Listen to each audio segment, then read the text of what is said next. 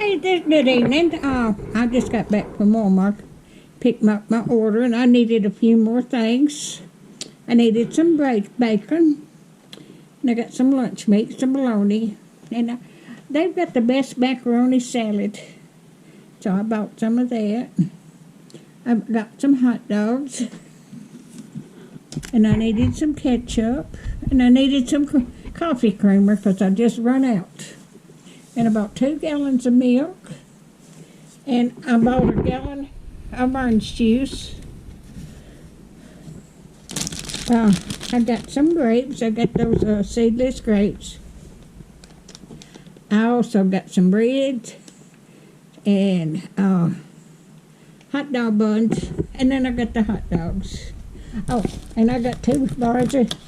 My grandson wanted some chocolate candy, so I got 2 bars of chocolate candy.